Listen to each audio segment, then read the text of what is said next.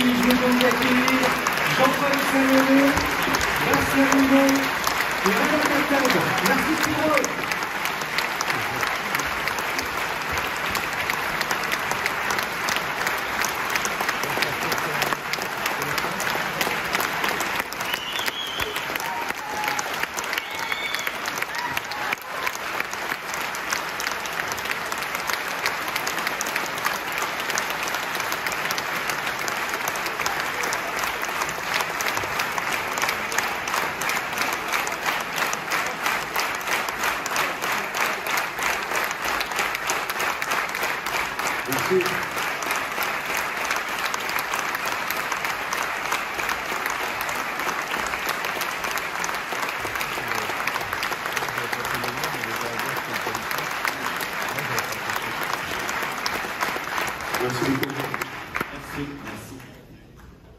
Voilà, on vous l'avait dit que c'était du cinéma, du grand cinéma. Merci une fois de plus d'être au Ration Festival. Merci de présenter ce film ce soir. On a adoré. Je pense que, vu votre réaction, vous aussi. Je vais poser la première question à Jean-Paul Salomé. Bien évidemment, d'ici quelques instants, on aura un micro, des micros au parterre. Il y en aura aussi également au balcon. Je vais vous laisser revenir de ce film, de vos émotions. Comment avez-vous découvert cette affaire? Moi, j'en avais jamais entendu parler, l'affaire Bojarski. Moi non plus. Mais vous l'avez découverte avant moi. Oui, non, un producteur avait lu des choses sur ce personnage et voilà. On avait tourné ensemble à Daronne, qu'il avait produit, et il m'a dit « Ah, il y a un truc, il faut que je te parle, je pense que ça peut t'intéresser. » Il avait eu cette idée en tête, je ne sais plus comment on lui avait parlé de cette histoire, et il m'a fait lire un premier, ce qu'on appelle un traitement, c'est une espèce de petite nouvelle écrite à partir de l'affaire, et qui ne m'avait pas du tout plu, mais je me suis dit, waouh, il y a un truc quand même dans cette histoire, et j'ai eu accès à la documentation qu'ils avaient accumulée, et j'ai lu en fait la documentation, la vraie histoire, et j'ai dit, écoute, le texte qui est écrit, c'est pas du tout ça, et moi j'ai envie de repartir vraiment de l'histoire réelle, du personnage, etc. Et je dis, si je peux repartir de tout ça et me l'approprier, ça m'intéresse, sinon ça ne m'intéresse pas.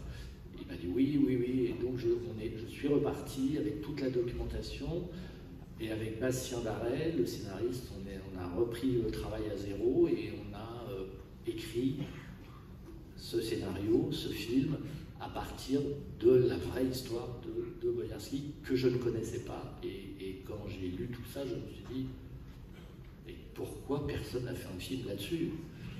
Je me suis dit, heureusement. Voilà. Il y a des films, on cherche l'histoire, il y a des fois, c'est l'histoire qui vous trouve. Sincèrement, j'ai eu la chance que cette histoire est venue me trouver. Qu'est-ce qui vous a fasciné en premier lieu? Qu'est-ce qui vous a... donner l'envie de plonger. Beaucoup de choses de la vie de cet homme, de cet itinéraire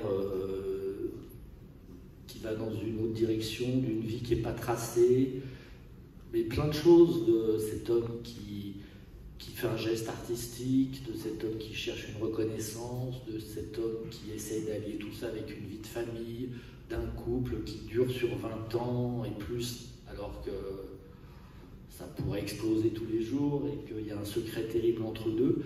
Je me suis dit, tiens, c'est le moment de parler de tout ça, et je me suis senti légitime à ce moment-là de ma vie de parler de tout ça. Je me suis dit, je comprends tout ça et j'ai envie d'en faire un film. Reda, comment Jean-Paul vous a approché pour jouer ce personnage incroyable, quoi, qui est, j'ai presque envie de dire, même pas quelqu'un qui fait de la fausse monnaie. J'ai l'impression de voir, et c'est très bien expliqué à la fin du film, et tout au long on le sent, l'histoire d'un vrai artiste qui ne trouve peut-être pas sa place et qui trouve d'autres moyens pour s'exprimer. Comment vous a-t-il approché? Comment vous a-t-il présenté le personnage? Et qu'est-ce qui vous a fasciné chez lui? J'ai eu la chance que Jean-Paul me propose de rentrer dans ce projet au tout début de l'écriture du scénario. Donc, on a pris un café ensemble avec Jean-Paul. On s'était rencontrés ensemble par Isabelle Huppert, qu'on était allés voir ensemble au théâtre. On avait dîné ensemble. Pendant que je mangeais mon gratin dauphinois, je voyais Jean-Paul me regarder avec insistance. Je me demandais un peu pourquoi il me regardait comme ça. Et puis 3 jours après, on a pris ce café et j'ai compris qu'il avait une petite idée derrière la tête. Il a commencé à me raconter l'histoire de Bojarski et puis un peu l'angle, le point de vue duquel il voulait faire ce film. Et en effet, dès le début, il y avait ce projet d'un portrait d'artiste, un portrait en mouvement, mais aussi celui d'un immigré polonais en l'occurrence, un homme absolument génial, un inventeur, ingénieur qui finalement dans la France de ces années-là n'avait pas pu déployer son génie ni dans ses inventions ni dans un art, et qui finalement la fausse monnaie était son grande œuvre d'artiste. Ça m'a énormément touché. J'ai tout de suite, je me suis demandé pourquoi cette histoire n'était pas connue aujourd'hui. Pourquoi et c'est un peu ce qui arrive quand j'en parle à des amis et que je leur raconte l'histoire de Bojarski, l'histoire de ce film, qui me disent mais c'est fou qu'on ne connaisse pas cette histoire, qu'on ne connaisse pas cet homme plus que ça. Et donc voilà, pendant 1 an, pendant le chantier de l'écriture du scénario, on a continué de se voir. On a pu comme ça apprendre à se connaître aussi un petit peu avec Jean-Paul, se faire des séances de travail, de lecture de scénario, où j'ai pu le questionner, ou suggérer des choses, ou dans ses réponses, c'était une manière aussi d'envisager comment est-ce qu'il allait faire ce film, ce qu'il voulait aussi lui raconter avec ce film, parce que je crois que c'est un film aussi très personnel pour toi, Jean-Paul. Et voilà, j'ai dit oui avant de lire un scénario, et non seulement j'ai dit oui, mais je l'ai pris vraiment comme un cadeau. Un tel personnage, je connaissais aussi le travail de Jean-Paul comme réalisateur, on s'était vu aussi à la projection de La Syndicaliste, et je savais qu'avec un réalisateur comme Jean-Paul, je serais à la fois très guidé, que j'aurais affaire à quelqu'un qui sait toujours où poser sa caméra, qu'il y avait voilà, quelque chose de très assuré de ce point de vue-là, et en même temps quelqu'un qui serait assez ouvert pour que je puisse aussi d'une certaine manière m'approprier ce rôle, proposer, me sentir libre dedans. Il y a quelque chose que je trouve complètement fou, dingue, c'est comment avons-nous pu oublier cette histoire, l'histoire de cet homme, parce que visiblement, elle a un retentissement assez énorme. Au moment de l'affaire, comme c'est dit dans le film, il a fait la une de tous les journaux. Hein. Il était François, Le Figaro, Le Parisien, etc., et le Paris Match. Je ne sais pas. Enfin, j'ai une petite idée quand même, c'est que, comme c'est dit dans le film, De Gaulle a refusé qu'il soit engagé à la Banque de France, et je pense que la France a éliminé petit à petit, doucement, parce qu'il n'était pas tout à fait français, il était polonais, je ne sais pas. Il y a un truc qui est extrêmement bizarre sur l'effacement, et déjà il y a quand même un geste très fort, c'est pourquoi aller couler une dalle de béton pour ensevelir toutes ces machines. C'est déjà ça veut dire quelque chose. Ils n'auraient pas fait ça à des tas de gangsters, des tas de criminels, mais là, aller couler une dalle de béton dans le sous-sol pour ensevelir ces machines entièrement et que jamais personne ne puisse toucher ces machines, enfin, c'était pas non plus... enfin, je veux dire, c'était comme si aujourd'hui c'était un terroriste incroyable. Bon, ben voilà. Et ça, déjà rien que ça c'est très intriguant. Donc je n'en sais pas plus. Mais en tout cas, ça m'a donné envie de faire exister ce personnage et de le faire découvrir au public d'aujourd'hui. Parce que cette histoire en filigrane raconte... En filigrane, c'est assez drôle d'ailleurs. Cette filigrane, je m'améliore de débat en débat. Allez, c'est l'exclusivité, hein, c'est la première fois que je parle de ça, du filigrane. Mais en tout cas, en filigrane, cette histoire raconte aussi d'autres histoires. Et c'est ce que je trouve extrêmement fort dans l'histoire de Bojarski. Bastien, commissaire Mattei. Oui. Comment vous a-t-il présenté ce projet, Jean-Paul? Et qu'est-ce qui vous a donné l'envie d'incarner ce personnage qui est quand même très très troublant? On sent qu'il a non pas une fascination, mais presque une proximité, une amitié avec Bojarski. et que ça pourrait presque être l'envers du billet, quoi. Une fascination, une obsession presque.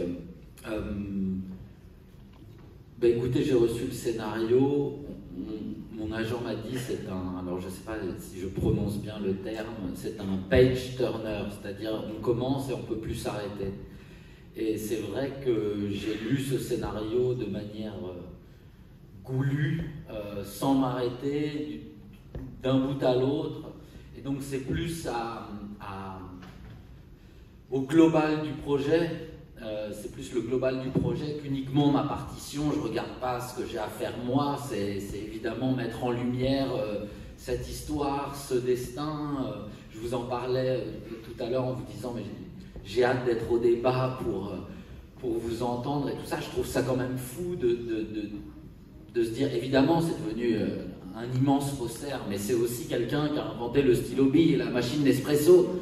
Enfin non, mais c'est quand même dingue à cette époque-là, mais qui aurait cru qu'on inventait après-guerre des machines à café unidosées, franchement.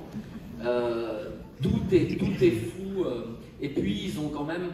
Alors moi j'avais déjà eu un rôle de policier, mais souvent le chat et la souris, voilà, n'ont pas forcément d'admiration l'un pour l'autre. Voilà. Et là, le policier qui traque donc ce faussaire se met de plus en plus à, alors je ne sais pas si on peut employer le terme aimer, mais à avoir une admiration grandissante. Et je trouvais ça intéressant de prendre la partition avec cette chose dans les yeux. Voilà. Je vous donne la parole tout de suite, mais je voudrais juste... quelque chose qui m'a frappé, c'est que votre prénom, c'est André, comme André Bourvil, et votre personnage s'appelle Mattei, comme le personnage qu'incarne Bourvil dans le Cercle Rouge de Jean-Pierre Melville. C'est là qu'on voit les vrais cinéphiles. Non, c'est pas un hasard. Après, en plus, j'ai fait une intro tout à l'heure, donc évidemment, dans la réalité, il s'appelait le commissaire Benamou. Voilà. Mais qui était donc un personnage haut en couleur, comme est le personnage dans le film. J'ai eu la chance d'avoir pu écouter une interview de 2 heures de la vraie femme du commissaire, Benamou, qui a été interviewée, qui est, comme dans le film, une grande bourgeoise du 16e arrondissement, avec un accent, on aurait dit Valérie Mercier dans ses grands moments de sketch. Donc une femme du 16e, enfin incroyable, elle parlait de son mari. Mais c'était vraiment ça. Elle disait, mais l'affaire Bojarski, je n'en pouvais plus. C'était un ménage à 3. Il y avait moi, mon mari et Bojarski. Pendant 15 ans, on ne parlait que de Bojarski. Je trouvais ça dingue, même que cette femme dise ça aujourd'hui. Et tout le côté, même vestimentaire, extrêmement classe, c'est vrai. Il était comme ça, le vrai commissaire Benamou. Donc, moi, je me suis nourri de la réalité pour en faire une fiction. Et après, voilà, c'est devenu... André Mattei, mais en tout cas, beaucoup de choses du film sont vraies, et ce qui n'est pas vrai vient de ma projection de fantasme sur cette histoire. Je serais incapable de vous dire ce qui est vrai et ce qui n'est plus vrai, à part quelques détails que je connais, mais beaucoup de choses sont vraies ou ont été travaillées dramatiquement pour en faire un film, mais en partant toujours de choses vraies à la base, qui des fois étaient difficiles à rendre cinématographiquement, mais qu'on a travaillé avec Bastien et avec tout le monde pour arriver à en faire un film. Voilà, maintenant c'est à vous. Est-ce qu'il y a une première question? Voilà, j'ai vu que la salle 2 est arrivée en tout cas. Première question, au parterre ou au balcon, n'hésitez pas. Ah voilà, madame au premier rang, s'il vous plaît, au parterre.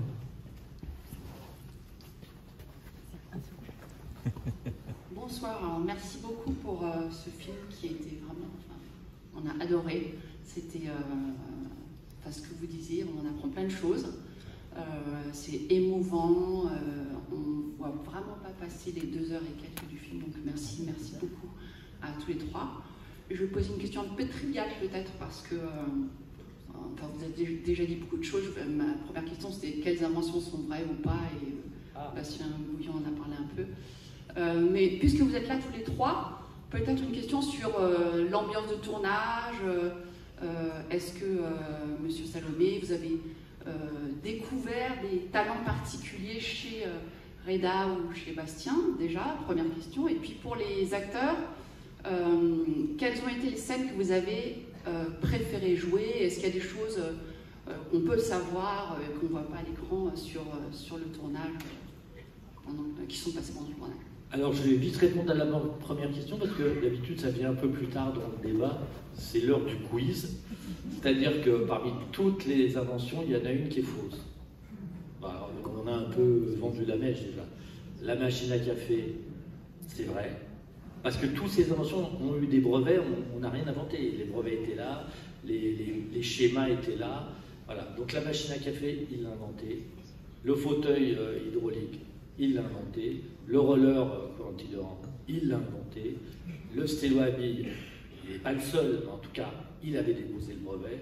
Et la seule invention, parce qu'ils nous ont manqué dans le film, c'est la brosse à dents.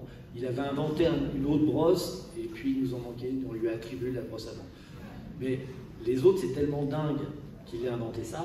Et surtout, c'est la racine du personnage. C'est-à-dire que c'était un inventeur hors pair, un génie, mais il ne savait pas se vendre. Il ne savait pas. Et tout ça, il a laissé filer.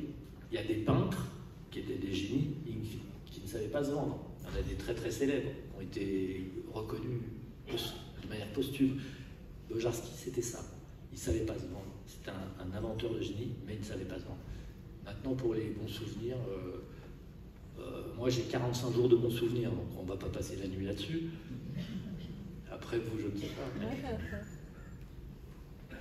Non, mais, alors, avant que Reda n'attrape son micro, moi, écoutez, ça a été très bien préparé, le tournage, et c'est différent avec chaque réalisateur ou réalisatrice, mais c'est vrai que de tourner avec Jean-Paul Salomé, on sent l'envie et le plaisir de chaque jour d'avancer dans la narration et surtout de mettre en image. Et puis, il y a cette chose du film d'époque, que ce soit les explosions, les flammes ou ne serait-ce que les tenues qui nous ramènent à l'enfance et qui nous fait plaisir de minute en minute être dans des décors si beaux, dans des costumes, de croire en toute cette mascarade, même si on essaye de la rendre avec la plus grande véracité, c'est magnifique. Bastien me disait toujours, je vais arrêter m'habiller en jogging. Il faut dire que ça lui va super bien, le costume 3 pièces. Oui, du coup, c'est vrai que tous les soirs, en remettant nos habits, c'est vrai qu'on se disait quand même, ils savaient s'habiller à l'époque. Beaucoup de bons moments. Oui, ce tournage, moi j'ai beaucoup aimé aussi pouvoir passer d'un monde à l'autre, c'est-à-dire que l'histoire de ce couple dans la durée avec le personnage de Sarah Giraudot, je crois que j'avais jamais eu à jouer une histoire d'amour sur 20 ans comme ça, et avec une partenaire de jeu que j'aime beaucoup, avec laquelle on avait une très grande complicité, et puis une espèce de recherche à trois aussi ensemble lors des mises en place des scènes, d'essayer à chaque fois vraiment de tirer le meilleur qu'on pouvait trouver ensemble des scènes qui étaient écrites. Et puis il y a une scène que j'affectionne particulièrement, c'est notre scène à nous dans le café, au bar de l'hôtel. Et depuis ça fait rire tout le monde, je sais pas pourquoi. Moi, mon tournant, je dis toujours, on est au bord du crypto-gay quand même dans cette scène. Il y avait un peu de ça quand même. Là, je pense que tu vas un peu loin quand même, Jean-Paul. Je vais faire comme si j'avais pas entendu cette phrase. Mais non, avec Bastien, on avait fait la prépa et puis on se croisait ensemble à chaque fois le matin au maquillage. Ou alors il y avait des jours où Bastien tournait et moi je tournais pas, ou inversement. Donc dans le tournage lui-même, on vivait cette espèce de chassé-croisé entre le commissaire et le faussaire. Et tout d'un coup, en plus à un stade de tournage, je crois qu'on était aux 2/3 du tournage. Même vers 4/5e, c'était voilà, les derniers jours.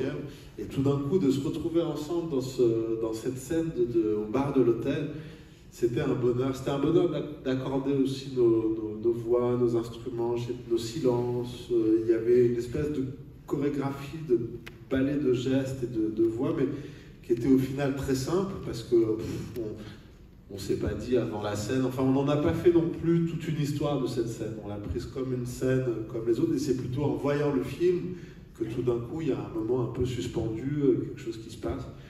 Et puis un autre beau moment, c'est que le soir où on a fait cette scène-là, on était tous très fatigués, mais il y a une fête qui s'est improvisée avec l'équipe de tournage, et ça, c'est une espèce de fête de matelots, de marins, qui sont tous et toutes loin de chez eux, et qui tout d'un coup, de manière improvisée, au bar de cet hôtel, ramènent de la musique, commencent à prendre des verres, à danser, et tout ça a duré jusqu'au petit matin. Ils ont mis le feu à Vichy, ce qui n'est pas gagné, hein, quand même. C'est pas la ligne comme ça sur le papier où on se dit que... Et pourtant... Voilà, donc ce sont deux très beaux souvenirs. Et moi, en fait, j'ai des tas de bons souvenirs, mais la chose qui me faisait peur dans ce film, c'était les scènes de couple. C'est-à-dire que les voitures, les cascades, bon, peut-être qu'avec les anges, ça ne me faisait pas peur. Il fallait préparer, il fallait qu'il y ait les gens, les cascadeurs, tout ça. Mais quand on se retrouve avec deux comédiens seuls dans une... Enfin, seuls, à 40, avec la caméra à l'épaule, et qu'on se dit, tiens, on va le faire en un plan, ce qui n'était pas forcément prévu, hein. On va le faire en un plan parce que je le sens comme ça, et qu'il faut le faire, et que c'est pas si simple, et que... Quelle scène? La scène quand vous vous battez quasiment avec Sarah, oui. et que tu la jettes sur le lit, ce qui était quand même un truc assez fort et assez dense. Ces scènes-là me faisaient plus peur que les coups de feu, les mitraillettes et tout ça, quoi. Parce que là, on arrive à l'essence du cinéma. Le reste aussi, ça peut être du cinéma. Mais là, faut que ça marche, quoi. Il n'y a pas le choix, il n'y a pas d'artifice. Il faut qu'eux, ils ressentent le truc. Il faut qu'ils le jouent à fond. Il faut y aller. Et il ne faut pas être tiède. Et pour que ces scènes soient réussies, il ne fallait pas être tiède. Et ils n'ont pas été tièdes. Voilà. Mais le matin, quand vous arrivez, moi, j'ai un peu les intestins qui font des petits nœuds. Mais ça fait partie du jeu. Avoir peur, des fois, c'est stimulant. Et moi, ça me stimule. J'ai un froid, là, j'ai l'impression. J'ai jeté un froid. Non, pas du tout. Bonsoir, j'ai une question peut-être plus pour Monsieur Kateb. On a compris que Monsieur Benamou avait, grâce à sa femme, on avait quelques informations sur sa personnalité, son côté flamboyant. Est-ce qu'il y avait des éléments sur la personnalité de Monsieur Bojarski qui ont nourri votre jeu, ou est-ce que c'est une création à partir des éléments et des choix faits par Monsieur Salomé? Alors, il y avait quelques éléments, mais très peu, et donc assez pour que finalement ça me laisse aussi beaucoup de place à l'imaginaire, beaucoup de place pour considérer ce personnage presque comme un personnage de fiction, en fait. Il n'y avait pas de travail de copiste à faire. Je n'avais pas à imiter une voix, une gestuelle, des choses comme ça, mais on avait ensemble à construire ce personnage à ses différents âges de la vie et tout ça. Et ça, moi, j'ai beaucoup aimé parce que du coup, ça laisse vraiment de l'espace pour s'approprier, en tout cas pour imaginer cet homme et laisser de la place à l'imaginaire. Mais malgré tout, comme je savais que évidemment cet homme avait existé et qu'il avait une famille qui était encore vivante, il y a quand même une responsabilité en plus comparé à un personnage de pure fiction, de lui être fidèle et de ne pas l'abîmer aux yeux de ses enfants et petits-enfants, quoi. Donc il y avait quand même la volonté de lui rendre hommage, mais sans être, je dirais, finalement cloisonné par un travail de copie. Et on a vécu une aventure assez forte à la fin où la vraie fille de Bojarski est venue. C'est-à-dire que moi, je n'avais pas voulu les rencontrer pendant la préparation de ça parce que j'avais justement peur d'être un peu coincé par la réalité. Et en fait, Anne Bojarski, donc la fille qu'on voit dans le film de l'âge de 5 ans à 16 ans, qui aujourd'hui est une dame de 77 ans, est venue nous voir sur le tournage à la fin quand on tournait à Lyon. Et c'était déjà extrêmement émouvant de la voir arriver. Elle avait amené un faux billet. Nous a montré un faux billet de son père. Et ensuite, ils ont sorti une liasse de faux billets à la cantine. Sur la table de la cantine du tournage, dans laquelle on ne mange pas toujours de manière aussi élégante que dans un restaurant, quoi. Mais c'était une manière de tout d'un coup nous dire cette histoire, elle est à vous. Enfin, la manière dont ils étaient confiants et dont ils nous ont donné leur bénédiction, c'était très impressionnant et ça nous a porté les jours qui suivaient beaucoup. Et surtout, elle a vu le film. Et moi, j'étais à la projection, on lui a fait une projection pour elle et son mari. Elle a vu le film, moi j'étais à la sortie, j'attendais et elle a été extrêmement émouvante parce que elle m'a dit plusieurs choses très fortes. La première, c'est merci pour mon père parce que mon père va être à nouveau reconnu. Et la deuxième chose, c'est que même pour elle, petite fille, ça a été un trauma énorme, que la scène de l'arrestation, elle a vraiment vécu comme ça, qu'à partir du moment où son père a été arrêté, elle n'avait jamais compris ce qu'il faisait avant, que de voir l'arrestation de son père, et surtout de voir son père travailler, en fait, qu'elle n'a jamais vu travailler en vrai. Le jour où le père a été arrêté, on leur a interdit d'avoir accès au sous-sol. Pendant des années, son père, dans le sous-sol, a fabriqué ses billets sans qu'elle le sache. Elle n'a même pas pu voir en réalité l'atelier. Elle n'a jamais vu de sa vie. Elle n'a jamais vu les instruments, tout ce qu'avait inventé son père. Et bien, de voir mon père de cinéma travailler, de voir ses machines, de voir le génie de mon père et de voir le travail que ça lui a demandé, merci, ça apaisait sa souffrance d'enfant. Et la dernière chose que j'ai oubliée, en tout cas, ça c'était très... Elle a 70 ans et quand elle est arrivée à la cantine, elle m'a dit papa. Alors elle s'est retrouvée un peu bizarre. Elle s'est retrouvée entre Sarah et Reda, son père et sa mère de cinéma. C'était très touchant. Le frère, par contre, lui ne veut plus en entendre parler du tout de l'affaire Bojarski. Et voilà, donc ça c'est fini. Il y a qu'elle, et ça, celle-là, voilà. Il y avait autre chose, mais ça me reviendra. Je vous dirai quand ça me sera revenu. Et elle vient avec nous sur certaines dates. Elle n'est pas là ce soir, mais elle fait des débats aussi avec nous. Et elle va le faire aussi dans d'autres villes. Donc on sent que ça a de l'importance et puis qu'elle est vraiment avec nous dans la sortie de ce film, quoi. Avez-vous une question au balcon? Ah, il y a une dame aussi, là, mais après, le balcon aussi. Alors, madame.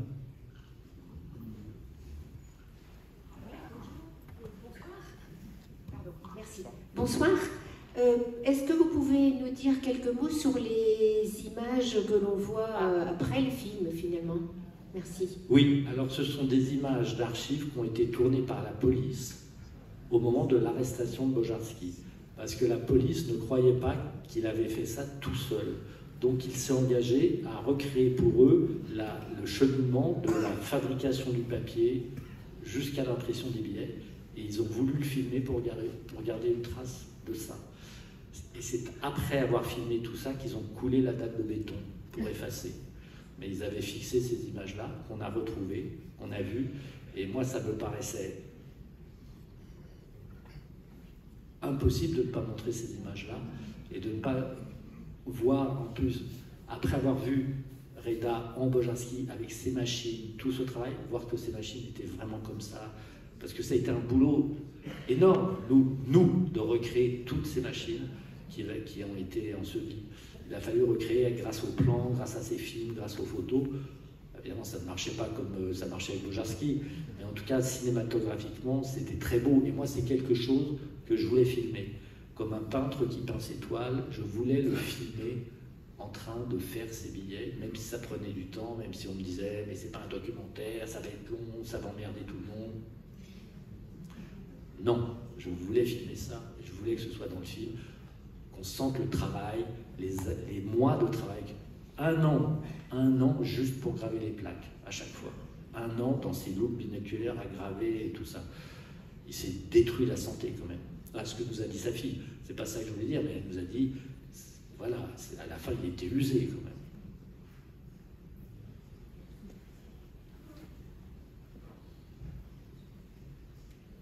Oui, bonjour, merci pour ce très beau film.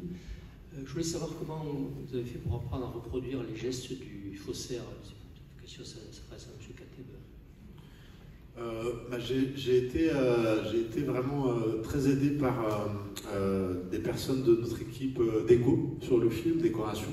qui avait reproduit du coup les machines de Bojarski à partir de plans, d'images, et qui m'ont appris les gestes. Il y avait aussi un imprimeur qui était sur le plateau.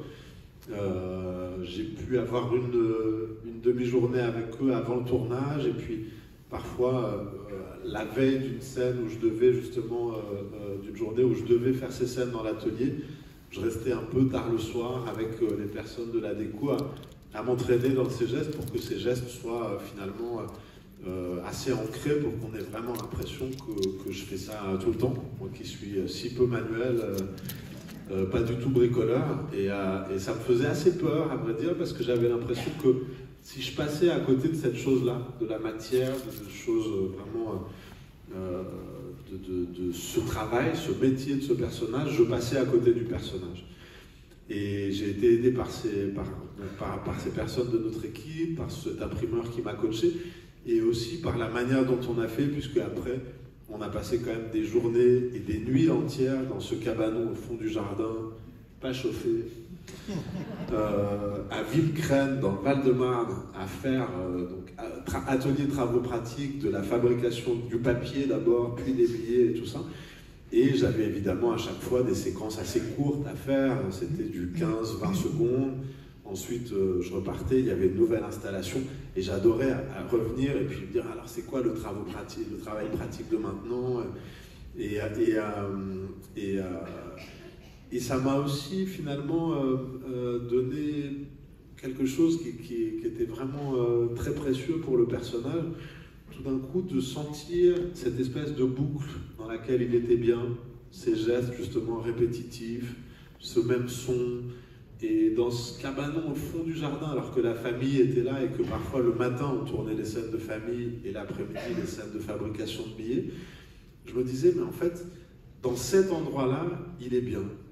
Alors, il y a ce travail acharné, il y a les produits qui lui ont abîmé la santé, le dos et tout ça, mais malgré tout, c'est un lieu dans lequel il est en maîtrise de ce qui se passe et dans une espèce de, comme une boucle de transe presque méditative. Alors que cet homme, je crois, est très handicapé dans les relations humaines, dans le quotidien, dans le rapport à la vie quotidienne, quoi. Donc, j'aime beaucoup aborder un rôle avec quelques idées, mais pas trop, et découvrir beaucoup le personnage par touche au fil du tournage. Et cette découverte physique, comme ça, du travail, de la matière de cet artiste m'a beaucoup aidé et m'a beaucoup plu. Mais je ne sais pas du tout faire de billets, pas plus que les bons. Et alors moi j'ai retrouvé ce que je voulais dire, parce qu'elle m'a dit la fille, c'est les scènes que je n'ai pas vécues, par exemple la scène où elle dit à son père « mais tu nous dis pas ce que tu fais, je ne peux pas inviter de copains, je sais même pas ce que tu fais comme métier », elle n'a jamais osé lui demander. Et elle me dit je suis très ému. Elle m'a dit je n'ai jamais osé lui demander, je m'en suis voulu toute ma vie. Et grâce au film, cette scène existe. Donc elle m'a dit merci. Voilà. Et ça, je trouvais ça quand même assez fort.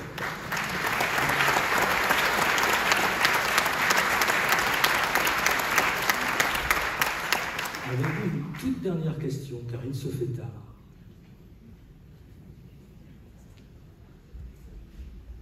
Est-ce que vous avez réussi à sortir de ces personnages? J'espère pour eux. Une dernière, s'il vous plaît, une dernière. Vous avez entendu la question? Non, alors, Madame nous a demandé si on avait réussi facilement à sortir de ces personnages. Alors, il a toujours le costume, il sort les soirs avec. Hein. Exactement. Non, mais j'emprunterai la phrase d'un de mes camarades, d'un de nos camarades comédiens, Tahar Rahim, qui dit c'est plus difficile de rentrer dans un personnage que d'en sortir. Donc pour ma part, oui, j'en suis bien sorti. Et pour la mienne, il m'a fallu un tout petit sas d'une journée. On avait fini le tournage à Vichy et toute l'équipe est partie après le dernier jour de tournage et moi je me suis pris une nuit d'hôtel en plus.